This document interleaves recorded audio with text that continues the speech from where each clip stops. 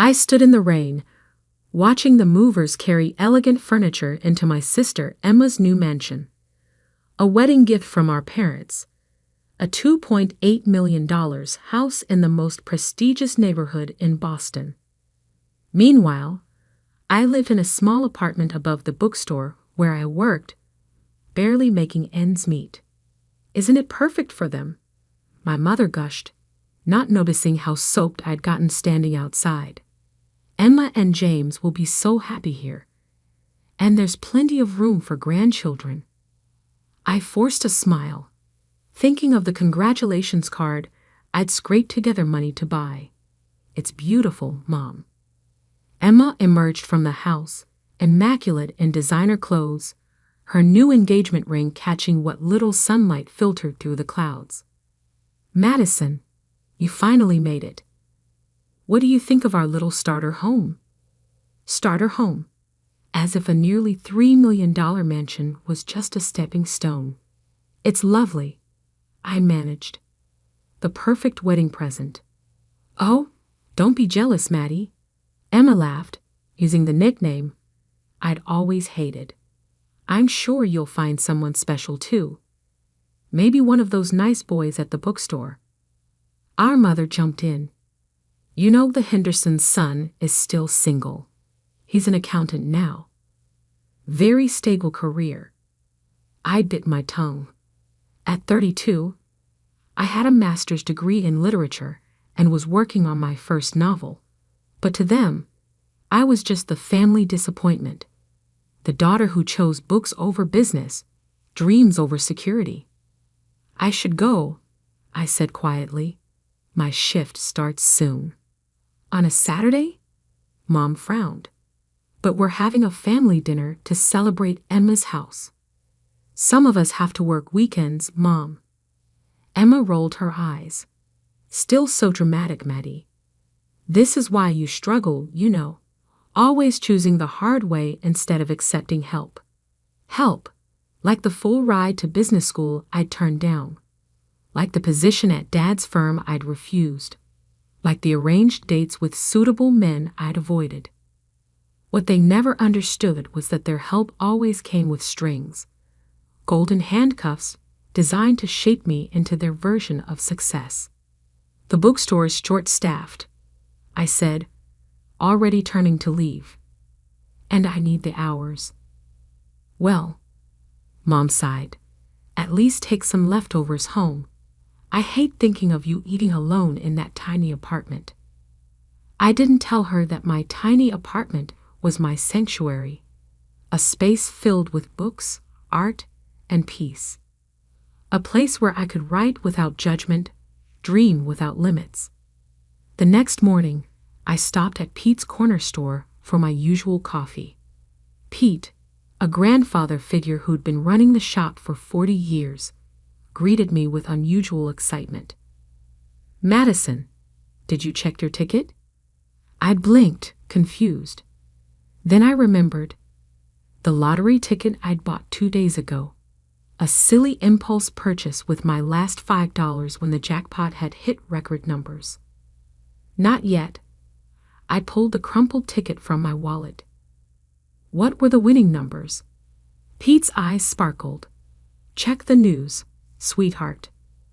I pulled out my phone, finding the lottery website. The numbers appeared on screen. 7, 13, 24, 31, 42, 53. My hands started shaking. I looked at my ticket, then back at the screen. Pete, my voice was barely a whisper. I think I won. He grinned. I know you did, honey. I watched them draw your numbers live last night. All 6 matching numbers. You just won $97 million. The world seemed to tilt sideways. I grabbed the counter for support. Sit down before you fall down. Pete guided me to a chair. Deep breaths. This is big news, but you need to be smart now. Don't tell anyone yet.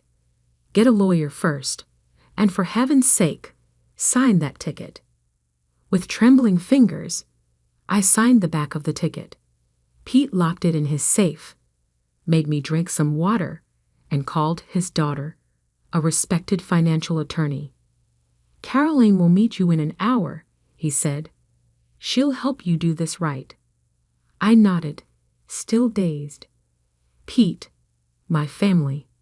He squeezed my shoulder. "We'll find out soon enough. But right now, this is your moment. Don't let anyone take it from you." As I waited for Caroline, my phone buzzed. A text from Emma. "Family brunch tomorrow to discuss wedding plans. Wear something nice for once, and try not to be late like always." I stared at the message, thinking of her mansion, her perfect life, our parents' endless praise. For 20 years, I'd been the family afterthought, the daughter they'd written off as impractical, unsuccessful, lost. Now I had 97 million reasons to prove them wrong. I texted back, "Sorry, can't make it. I have something more important to do." For once, I wasn't lying. 3 weeks later, I sat in my new lawyer's office, signing the final papers to claim my winnings. Caroline, Pete's daughter, had been invaluable, helping me set up trusts, investment accounts, and ironclad privacy protections. "Remember," she said, reviewing the documents, "once we submit these, your name becomes public record. Are you ready for that?" I thought of the changes I'd already made. I'd quietly resigned from the bookstore, leaving my manager a generous check to help hire and train my replacement. I'd bought a beautiful but modest house in a quiet neighborhood, using a trust to keep my name off public records. And I'd started the groundwork for my own publishing company, determined to help other overlooked writers find their voices. "I'm ready," I said firmly. The next morning, my face was splashed across every news outlet in Boston. Local writer wins $97 million lottery jackpot. Bookstore employee becomes multimillionaire overnight. Madison Bennett claims record-breaking prize. My phone exploded with messages. Old classmates, distant relatives, forgotten acquaintances, all suddenly remembering my existence. But the messages I was waiting for came last. First, Emma. "OMG, Maddie. Why didn't you tell us? Call me immediately." Then Mom. "Madison Elizabeth Bennett. How could you keep this from your family? We're coming over Rig HE now. Where are you living?" Finally, Dad. "Your mother is hysterical. Call us this instant." I turned off my phone and poured myself a cup of tea, settling into my new home office. Through the window, I could see the garden where I'd planned to create a reading nook. The morning sun painted everything in soft gold, making the moment feel almost magical. My doorbell rang. Through the security camera, another of Caroline's suggestions, I saw them. My parents and Emma, standing on my porch.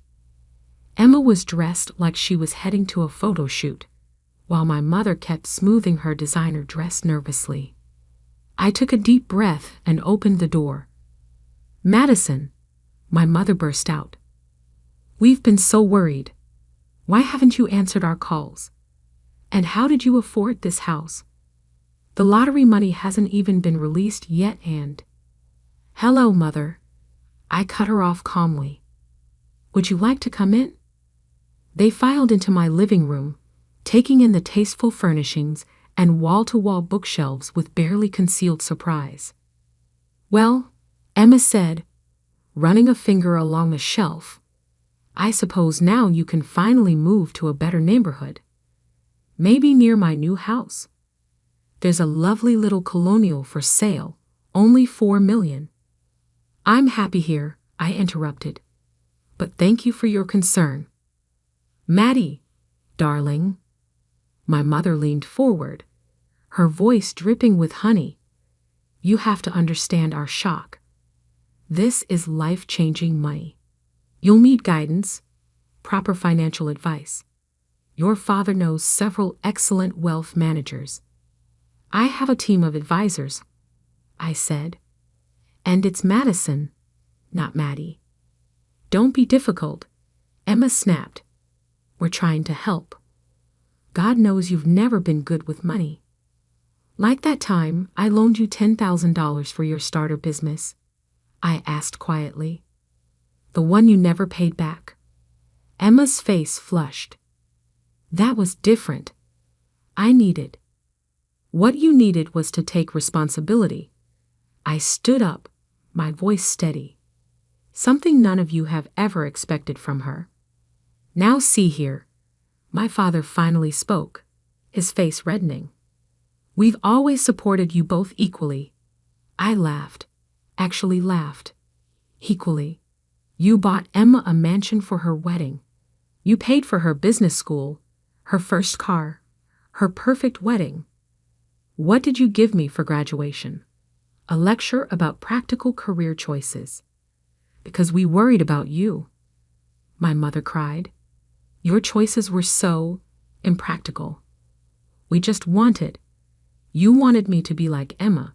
I finished. The perfect daughter. The sensible one. Well, guess what? My impractical choices led me here. My job at the bookstore, the one you all look down on, is where I bought the winning ticket. And now you can finally have a real life, Emma said, as if she was being generous. We can help you invest, get you into the right social circles. No. The room fell silent. What do you mean no? My father demanded. I walked to my desk and pulled out 3 envelopes. Emma, this is a cashier's check for $10,000, repaying the loan you've conveniently forgotten about. I handed her the first envelope. Mom, Dad, this is a check for $15,000, the total of every gift, every payment, every contribution you've ever made to my life. I've kept careful records. They stared at the envelopes, speechless. The 3rd envelope, I continued, contains documents showing I've already established my own publishing company, created a charitable foundation for literacy programs, and set up my investments with one of the top firms in the country. I didn't need your guidance then, and I certainly don't need it now. But we're family, my mother whispered. Yes, we are. And family should love unconditionally. Support dreams, not squash them. Celebrate differences, not try to erase them. I walked to the door and opened it. Now, if you'll excuse me, I have a meeting with my foundation board about funding new libraries in underserved communities. You're making a mistake, my father said stiffly. You need us. I smiled, feeling lighter than I had in years. No, Dad, you need me. And that's the real reason you're here, isn't it? Emma stood up, her face a mask of fury. You think you're better than us now? Because of some lucky numbers? No, Emma, I always was. You just never saw it. As they left, my mother turned back, tears in her eyes. Madison, please. We made a terrible mistake. We see that now. Can't we start over? I looked at her, really looked at her, and saw for the first time how small she seemed. How all of them seemed, trapped in their narrow view of success and worth. Maybe someday, I said softly, but not today. I closed the door on their protests, walking back to my office. On my desk sat the manuscript of my novel, a story about a girl finding her voice in a world that tried to silence her. It was time to write the next chapter. 6 months later, the launch party for Bennett Publishing House was everything I dreamed of. We transformed an old warehouse into a magical space filled with books, art, and possibility. Local authors whose works we'd signed mingled with literary agents and journalists, while kids from our literacy program proudly showed off their own stories in a special display area. Pete stood beside me, beaming like a proud father. Look at what you've built, Madison, and not a penny wasted on showing off. He was right. While I could have easily bought a gleaming downtown office tower, I'd chosen to renovate this historic building instead, creating a space that felt like home to writers and readers alike. The millions I'd won had been carefully invested in education programs, in supporting new authors, in building something meaningful. My phone buzzed. A text from Emma. Saw your company in the business journal. Must be nice having everything handed to you. Betito, James lost his job. We could use some family support right now. I deleted the message without responding. Over the past months, they tried everything. Guilt, manipulation, fake kindness, and finally, outright demands. Emma's starter mansion was apparently too small now. Mom and Dad's country club membership needed renewal. James's failed investments needed covering. I'd ignored them all. Miss Bennett? A young girl tugged at my sleeve. She was one of our literacy program students, clutching a notebook. Will you read my story? Of course, Sophie. I led her to a quiet corner, sitting down at her level. What's it about? A girl who finds a magic pen, she said shyly. Everything she writes comes true, but she has to figure out what's really important to write about. I smiled, thinking how wisdom sometimes comes from the most unexpected places. Madison. I looked up. My mother stood there, looking uncomfortable in the casual atmosphere. She'd lost some of her polished perfection. The past months had been hard on them, I knew. Dad's firm had lost several major clients. Emma's perfect marriage was showing cracks, and their social circle had begun to shrink as their resources dwindled. Mom, this is a private event. I know. I had to talk to you. She glanced at Sophie. Alone? I turned to Sophie. Why don't you show your story to Miss Sarah? She's our children's book editor. After Sophie scampered off, I faced my mother. Well, your father's company is failing, she said bluntly. Emma's house is being foreclosed. Everything's falling apart, and you're here playing with children's stories. I stood up, anger flaring. Playing? Look around, Mom. Really look. See those kids? They're learning to love reading, to believe in their own voices. See those authors? They're getting chances they never had before. I'm not playing, I'm building something real. But your family has never respected my choices. I cut in. Even now, you're not here because you care about what I've built. You're here because you need money. She flinched. We're still your family. Are you? I walked her over to our wall of success stories. Photos of children reading, authors signing their first contracts, community programs making real change. Family celebrates each other's victories. Family supports each other's dreams. When was the last time you asked about my novel? My goals? My happiness? I don't know. Exactly. I turned to face her. The lottery didn't change who I am, Mom. It just gave me the freedom to stop seeking approval I was never going to get. Tears filled her eyes. We were wrong. I see that now. But can't you forgive us? Forgiveness isn't the issue, I said gently. I forgave you months ago. That's why I'm not angry anymore. But forgiveness doesn't mean letting people keep hurting you. What do you want from us? Nothing. That's the point. I don't need anything from you anymore.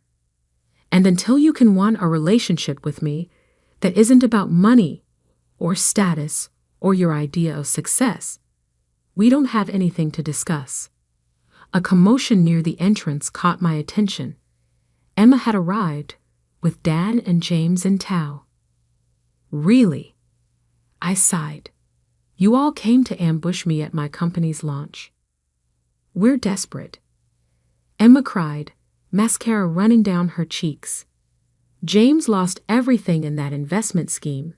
The bank is taking our house, and Daddy's company is dying. Please, Maddie, you have to help us. The room had gone quiet. Our guests tried to pretend they weren't watching the drama unfold. I looked at my family. Really looked at them. Dad, gray and deflated without his usual power. Emma, designer clothes now slightly worn, desperate for a bailout. Mom, torn between pride and need. No, I said firmly. No. Dad's voice cracked. I'll make you all a different offer instead. I pulled out my phone, pulling up some photos. This is Carter Financial Services. They're looking for experienced advisors with community connections. Dad, they've agreed to interview you for a senior position. No guarantees, but a fair shot. I swiped to the next photo. Emma, the local arts center needs a fundraising coordinator. With your social skills and event planning experience, you'd be perfect. James, my friend's construction company is hiring project managers. Real work, fair pay. You want us to work for other people. Emma looked horrified. I want you to earn your own way. Like I did. Build something real. Find out who you are without the fancy titles and borrowed money. And if we refuse, Dad asked stiffly, then you'll figure something else out. But you won't get a dime from me to maintain the lifestyle that made us all so unhappy. Mom stepped forward, surprising me. The Arts Center, they really think Emma would be good at fundraising? Yes, because she is good at it. When she's actually trying, not just playing the perfect daughter. Emma wiped her eyes, smearing expensive mascara. I don't know how to be anything else. Yes, you do. I took her hand, the first time we touched in months. You're smart, capable, and determined. Use those qualities for something meaningful instead of just appearances. Dad cleared his throat. The position, at Carter Financial. When's the interview? Tomorrow at 10. Don't wear your Rolex. Show them your experience, not your ego. One by one, they nodded.